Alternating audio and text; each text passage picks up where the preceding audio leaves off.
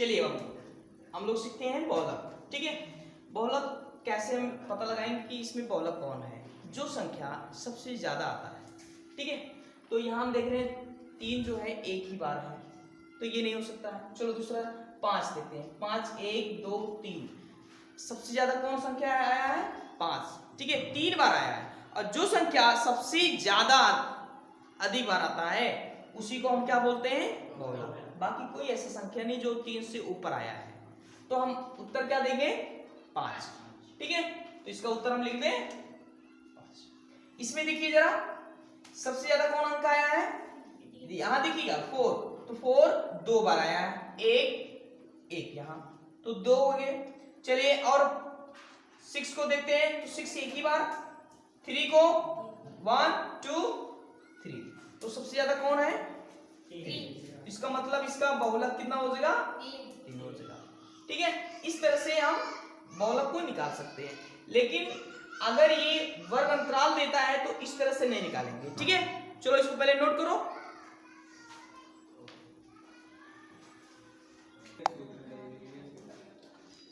चलिए अब जब वर्ग अंतराल दिया रहता है तो कैसे हम बहुलक निकालेंगे? ठीक है, तो बहुलक का मान निकालने के लिए इन नियमों को याद रखना पड़ेगा। ठीक है, पहला नियम, इसका मतलब L1 जो निम्न सीमा रहेगा। इसका मतलब ये जो वर्ग अंतराल दिया है, मान लेते ये हमारा वर्ग अंतराल है, तो इसमें निम्न सीमा कौन होगा? छोटा वाला संख्या, और बड़े वाली संख्या को उच्च सीमा बोलते हैं। तो ये निम्न सीमा है, तो इसका मतलब L1, इसका मतलब यहाँ L, ये कितना हो जाएगा? 20 हो जाएगा। मान लेते ये अगर हमारा वर्ग अंतराल आता है तब। चलिए उसके बाद F0 जो होता है बारंबारता में सबसे बड़ी संख्या देखते हैं। तो बारंबारता ये नीचे वाला है, तो जो सबसे बड़ी संख्या होगा वही होगा। तो F0 का मान क्या होगा? 9 होगा। क्यों? क्योंकि बारंबारता में सबसे बड़ी संख्या कौन है? 9। चलो ये पता हो गया। अब ये F1 जो होता है F0 से पहले वाली संख्या, इसका मतलब जब ये आपको पता है कि ये F0 है तो उससे पहले संख्या कौन होगा? F1 होगा। ये क्या होगा? F1 होगा। उसके बाद यहां लिखा हुआ है F2, F0 के बाद वाली संख्या, तो उसको हम क्या बोलेंगे? F2। तो इसके बाद, तो इसके बाद वाली संख्या क्या हो जाएगा? F2 हो जाएगा। और लास्ट में क्या दिया है? H का मतलब होता है वर्ग अंतराल का अंतर। इसका मतलब जो वर्ग अंतराल दिया है उन संख्याओं का अंतर। मान लेते हैं हमने कहा कि ये हमारा वर्ग अंतराल आ रहा है, तो इसमें अंतर क्या होगा? L2 minus L1। मान लेते हैं ये हमारा L1 है, ये L2, तो L2 माइनस L1 का मान ही क्या आएगा? H। मैंने यहां लिखा भी है L2 माइनस L1।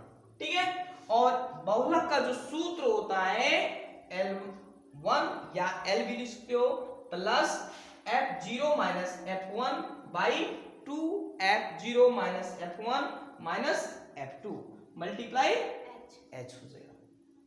तो माध्यिका और बहुलक इन दोनों फार्मूलों को अच्छी तरह से याद कर लीजिएगा, क्योंकि पेपर में जाकर के भूल जाते हैं।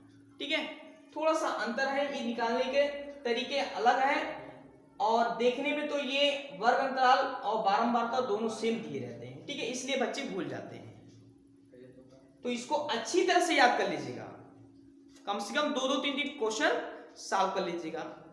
ठीक है, कि ये भूले ना, और इसको तो जरूर पढ़ लीजिएगा 2-3 बार, क्योंकि ये भूल जाता है कि किसको कौन माने। ठीक है, हाँ इसको नोट करो। हो गया।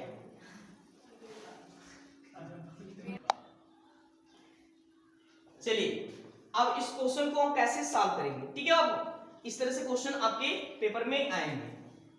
तो जो वर्ग अंतराल दिया है उसको हम लिख लेते हैं और बारंबारता को। ठीक है, चलिए अगर कॉलम से लिख दे तो कोई दिक्कत नहीं है ना, कि ऐसे ही लिख दे, ऐसे रहने दे? चलो अच्छा पहले लिख लेते हैं। तो ये हो जाएगा वर्ग अंतराल, और इसके बाद क्या हो जाएगा बाबू? बारंबार।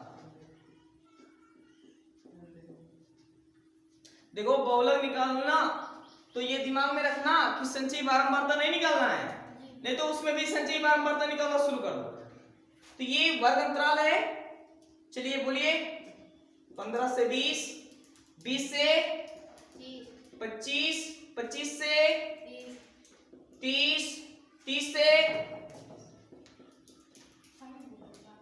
35 और 35 से 40। इसका बारंबारता क्या क्या दिया है? 6, 9, 8, 4 और 5। ठीक है, हमने आपको एक चीज बताया था इसमें F0, F0 क्या होता है बाबू? बारंबारता में सबसे बड़ी संख्या। तो सबसे बड़ी संख्या कौन है? ये है ना, तो इसको हम दर्शा दें F0।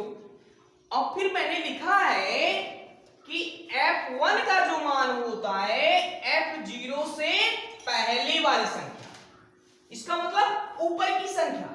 तो F0 से ऊपर वाली संख्या को हम क्या बोलेंगे?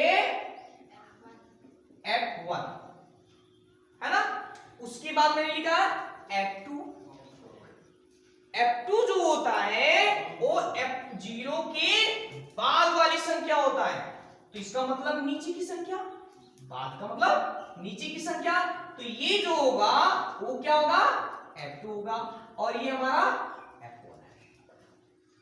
ठीक है, अब देखते हैं ये H का मतलब होता है वर्ग अंतराल। H का मतलब वर्ग अंतराल। अब देखिएगा जो आपने F0 माना है उसी के सामने वाले वर्ग अंतराल को ही मानेंगे ये। तो ये हमारा L1 है, ये हमारा L2 है। बात समझ में आ रहा है?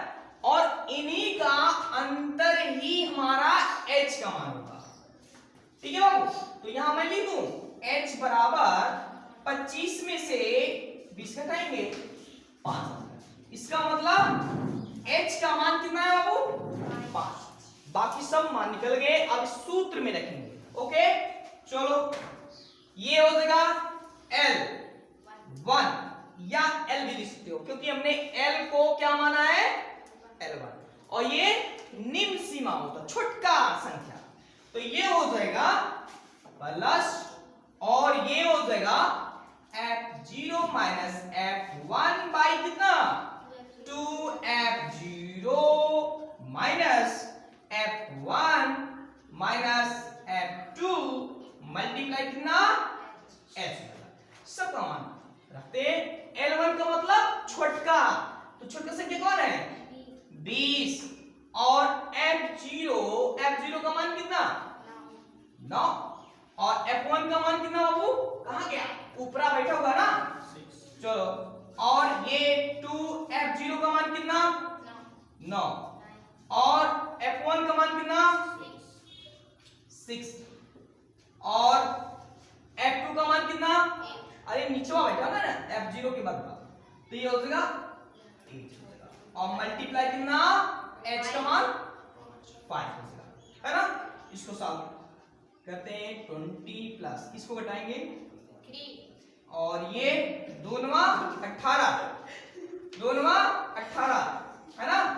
ये हो जाएगा 18, और इसको जोड़ लेंगे ना, माइनस माइनस जुड़ जाएगा, -14 आ जाएगा, और ये हो जाएगा 5। ठीक है, इससे आगे करेंगे तो ये हो जाएगा बाबू 20 प्लस, अब इसका मल्टीप्लाई यहां कर दें तो 3 का मल्टीप्लाई 5 में करेंगे 15, और ये 18 में से 14 घटाएंगे कितना आएगा? 4। ये तो कटने वाला नहीं है, तो जब नहीं कटेगा तो गुणा कर दीजिए। 20 चौको 80 और प्लस 15 बट्टे कितना हो जाएगा 4 और जोड़िए कितना हो जाएगा 95 बट्टे 4। अब भाग देंगे वो हमारा आंसर आ जाएगा। ठीक है, यस सर।